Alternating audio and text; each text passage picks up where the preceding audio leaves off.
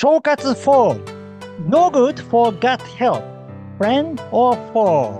That's something I'm going to talk about today, so stick around. Hi, my name is Sachiaki Takamiya. I am the author of Live Wiser, Not Smarter. In the last video, I said that I have natto salad and yogurt muesli for breakfast. This is because I get to have natto bacteria, bifidobacteria, and lactic acid bacteria. But why yogurt? Because some people say yogurt isn't actually good for gut health because it has casein. So is it good for gut health? That's something I'm talking about today. So please watch the video until the end. Now, for those of you who just discovered this video, this is Health and Longevity channel, and we usually cover things like diet, exercise, mindset, and sometimes we cover Japanese blue zones because there are several blue zones in Japan other than Okinawa, and we cover traditional Japanese health methods too, modern Japanese health trends such as sauna, because sauna is now a big health trend in Japan at the moment. We have a unique way of having sauna in Japan. So this channel is about how to increase health span, especially for people over 50 and 60. So if you're interested, please subscribe to the channel. Thank you. And Cho Katsu is another modern Japanese health trend. What is Cho Katsu? It is an activity for the gut or gut workout, activity to improve your gut microbiome. And it is big in Japan at the moment.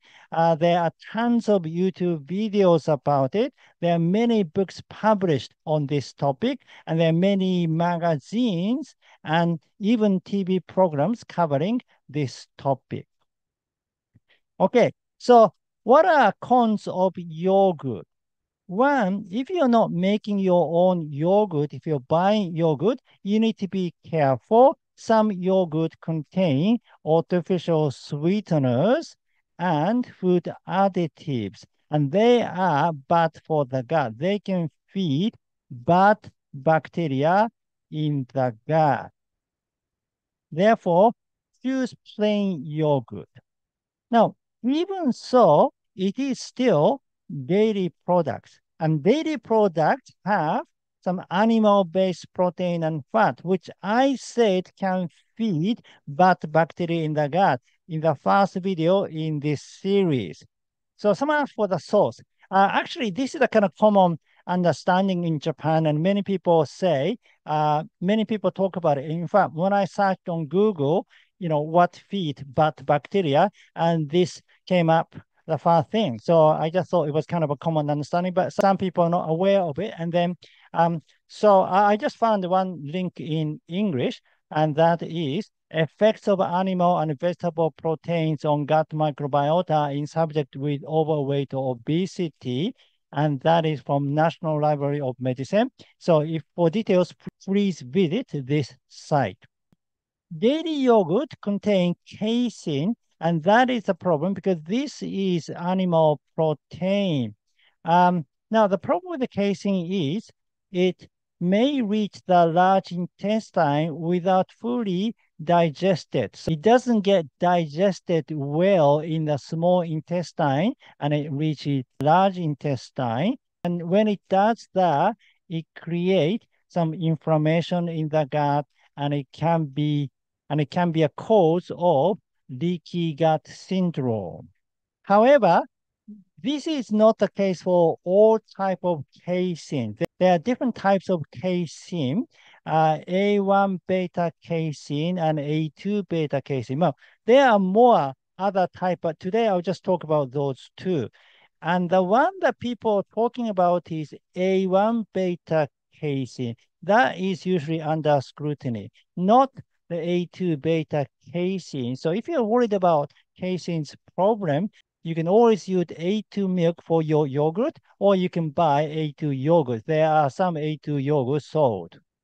Now, even so, there are some other problems, such as pasteurization or hormones or factory farm. In that case, you can look for organic milk, which is unpasteurized and then doesn't have any hormone problems. If you look for one, you'll probably find cell milk.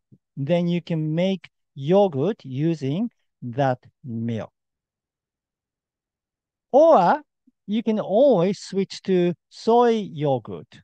That probably is a safer option. Plus, it is a prebiotic as well. Therefore, you get both probiotic and prebiotic at the same time. But make sure the yogurt contains bifidobacteria. That's the same with the dairy yogurt, by the way. Many of the yogurts are made from lactic acid bacteria, not bifidobacteria. So you need to look for the one containing bifidobacteria if you are after bifidobacteria. Now, so I am actually switching to soy yogurt now. The reason why I was using milk for my yogurt is partly because of my son. So I share breakfast with my son, and my son is 13 years old. He's in the middle of growth period, and I thought dairy was beneficial for his growth. I mean, I know there are different opinions regarding milk, whether it can increase your height or not, but my observation, I don't, this is not based on scientific data or anything, but my observation, I think milk does help because if we look at Japanese population, our generation is much taller than our parent generation, for example. And then I think our generation, the first generation, we started having more dairy product in our diet. And it changes so much. And when you look at the world too, like, Dutch people are tall and they consume tremendous amount of dairy product and so on. So I think probably dairy does help increasing the height. So that was why I incorporated milk into our diet. But now when I think about all those, casein problem and things, and maybe it is safer to shift to soy yogurt. And for the calcium part, there are alternatives to milk. There are other, calcium sources too. Plus, the ratio with magnesium is not actually good in dairy. Like a 10 to 1 or something, like 10 calcium, 1 magnesium, which is not good. So maybe it's better to look for other calcium sources which have a better ratio with magnesium. Or you can always diversify your breakfast. You don't need to have the same breakfast every day. Some days you can have a daily yogurt muesli. Other days you can have soy yogurt muesli. Or other day you just don't have yogurt at all and have a regular Japanese breakfast. This is prebiotic and probiotic rich breakfast, by the way. Got miso, pickles, and natto. So, I mean, that could be one way. In fact, in many ways, diversification is the best way to go because we never know what is right, what is wrong. Different experts have different ideas about. Some experts say milk is good for your health. Others say milk is terrible. We never know the truth. Even though we think we know what to do, it can change. Maybe in 5 years' time, they might discover something new, saying, well, actually, milk was better. So we don't know. So the best thing is to diversify risk. Plus, for anything, diversification is good. I will talk about fiber diversity. You can have all kinds of fiber. You can have all kinds of food, all kinds of nutrient. Then this is the most balanced way of approaching your diet. Why you want to have yogurt in the first place? You want to have bifidobacteria. Well, that is my reason anyway. So I use yogurt as a probiotic to consume bifidobacteria. And therefore, it has to be yogurt containing bifidobacteria. In my case, I use this powder. It's a BB536 bifidobacteria powder. Now, this is the same bacteria used in this Japanese yogurt called bifidas. Originally, I used this yogurt to make yogurt, but because this yogurt is made with regular milk, I decided to get hold of the actual bacteria itself and then started making yogurt using this powder. Now, why I chose this bacteria is because, so I talked about there are resident bacteria and transient bacteria. Resident bacteria are the ones who stays in the gut. So, you have a bifidobacteria in your gut too. But when you take supplement, when you eat fermented food, so-called probiotics, most of it is transient bacteria. So they don't stay in your gut. They come to your body temporarily and support the resident bacteria, but then they go away. So that is why you have to keep eating yogurt or keep taking supplement.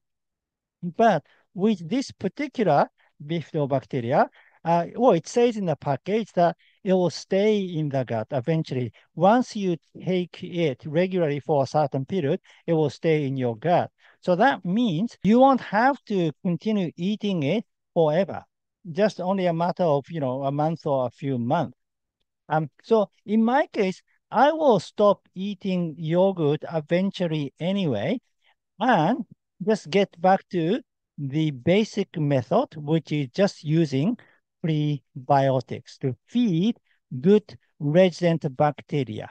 In that way, it increases, then we can keep the good ratio of the gut microbiome. So let's review prebiotics. What are prebiotics? They are fermentable fiber, oligosaccharides, and resistant starch. In other words, eat magowa yasashi koku. Eat all kinds of magowa yasashi koku as much as possible. Then you are set for Cho Katsu. Even fish. Fish doesn't contain fiber, but it's a good source, especially fatty fish, is a good source of omega-3 fatty acid, and that is wonderful for the gut health. Plus natto, because natto is unique among probiotics. Natto bacteria is a transient bacteria. It's not a resident bacteria, so you need to keep taking it. And it is a bridge between prebiotics and probiotics.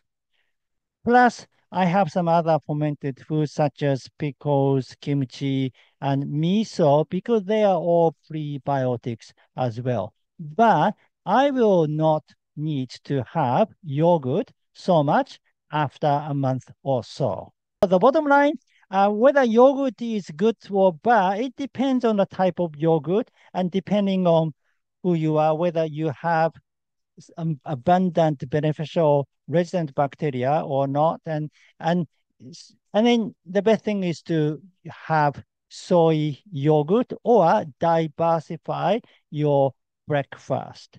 And when you decide to have yogurt, you can only have it temporarily.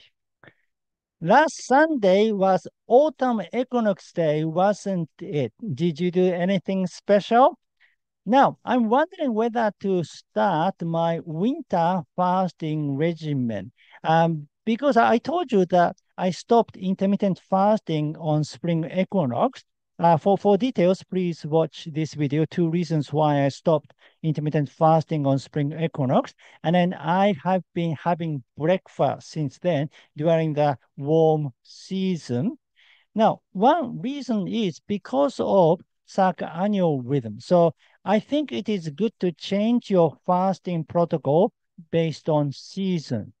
Now, in winter, maybe it is better to fast more, but it is better to eat more in summer because summer is like a day, winter is like night. So we have more dark hours in winter, we have more light hours in summer. So when we talk about circadian rhythm, it is usually good to fast at night and then eat during the day. So the same thing can be true. Maybe fast more in winter and then fast less in summer.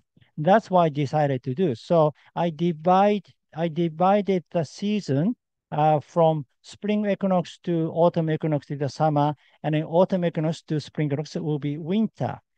But now I'm wondering whether to get back to my initial fasting regimen, which is to practice 17-hour fast for 5 days a week. That means to skip breakfast. Because some Cho Katsu doctors say skipping breakfast is not a good idea for Cho Katsu. So I need more research on that because in some ways, fasting is great for your Cho Katsu because it gives some break period for your gut. So I would need to do some more research. And in fact, that is what I'll be talking about in the next video. Fasting for Cho Katsu, is it good for it or not? Now, I talked about diversification, didn't I? That's applied to your health measures in general. You want to diversify your activities such as diet, exercise, fasting, exercise, heat and cold exposure, sleep, and brain optimization. By working on all area, you can diversify your risk. In fact, when you do that, small thing in diet doesn't affect you as much because you're fasting, because you're exercising, because you're doing all those other things. So even if I have milk every day, probably it doesn't affect as much as people who don't practice Ikigai Biohacking, for example. So anyway, it is good to think of your health holistically. And to understand that, please read Live Wiser, Not Smarter. Okay, that's it for today. Thank you for watching. Again, my name is Sachiaki Takamiya, the author of Live Wiser, Not Smarter. If you like this video, please give me your thumb up and subscribe to my channel. And please leave your comment. Do you eat yogurt? And if you do, what kind of yogurt do you eat? Thank you. Well, I will see you in the next video. Live with your Ikigai!